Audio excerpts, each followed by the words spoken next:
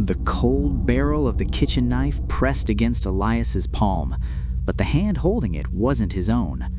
It was 3:14 a.m. in the dead silence of the hallway. Something invisible stood directly behind him, breathing a rhythmic, metallic heat onto the nape of his neck. Even though the house had been legally vacant for 7 years, a voice, soft, wet, and unmistakably familiar, vibrated inside his inner ear, calling his name for the third time tonight. The incident had begun 3 hours earlier. Elias, a freelance property surveyor, had arrived at the Blackwood estate at 11:45 p.m. to document the interior before the scheduled demolition. The house was a skeletal structure of rotting oak and peeling Victorian wallpaper. He was alone. The only other living soul involved was Sarah, the remote coordinator he had texted upon arrival. The air inside the foyer was unnaturally still. It carried the scent of old paper and something sharper, like copper. Elias clicked his heavy industrial flashlight on, the beam cutting through a layer of dust so thick it looked like gray snow suspended in the air. As he moved from the foyer to the dining room, the first detail shifted. He placed his heavy brass keys on the mahogany sideboard to free his hands for the camera. When he turned back 60 seconds later, the keys were gone. There was no sound of metal hitting the floor, no footsteps on the creaking boards. The sideboard was simply bare. He checked the floor, the beam of his light shaking slightly, but the wood was undisturbed.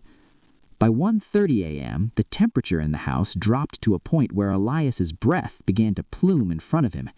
He reached for his phone to check the thermal readings, but the screen was black. Despite being fully charged when he entered, the device was ice cold and unresponsive.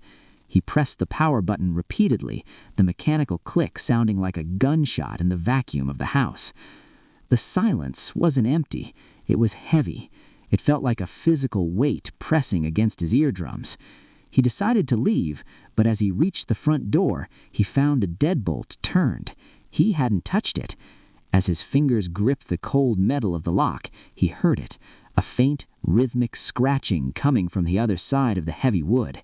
Something was trying to get in, or perhaps something was pretending it wanted in to keep him from looking behind him.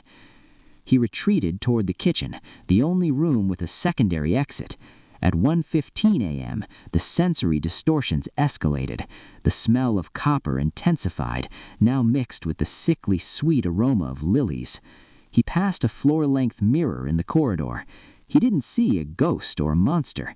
Instead, he saw himself, but his reflection was delayed by a fraction of a second. When he blinked, the reflection's eyes stayed open for a heartbeat longer. The kitchen was a graveyard of rusted appliances. Elias reached for the back door handle, but his hand froze. From the darkness of the pantry, a voice emerged. It didn't come from a throat. It sounded like the house itself was grinding its floorboards together to form syllables. It spoke his name, Elias. It was his mother's voice. She had been dead a decade. He scrambled back, grabbing a discarded chef's knife from the counter, an instinctual, useless gesture of defense. That was when the physics of the room began to fail. The light from his flashlight didn't disappear. It bent, curving away from the corner of the room as if avoided by the shadows. Now at 3:14 a.m., he stands frozen in the center of the kitchen. He can feel the phantom fingers of a hand overlapping his own on the knife's hilt. The grip is impossibly strong, forcing the blade slowly towards his own chest. The voice whispers again, no longer a mimicry of his mother, but a hollow, vibrating tone that feels like it's originating from inside his own skull. The pressure is immense. The room smells of wet earth. He tries to scream, but his jaw is locked tight by a force he cannot see. The next morning, the demolition crew found the house exactly as it had been left. The front door was unlocked. The mahogany sideboard held a single item, a set of brass keys, neatly arranged. Elias was nowhere to be found. However, on the dust-covered kitchen floor, there was a single clean circle where the dust had been wiped away. In the center of that circle sat his phone. When the foreman picked it up, the screen flickered to life. It showed a single saved voice memo recorded at 3:14 a.m. It was 60 seconds of total silence, followed by a soft, wet click of the tongue and a whisper that sounded exactly like the foreman's own voice, saying his own name.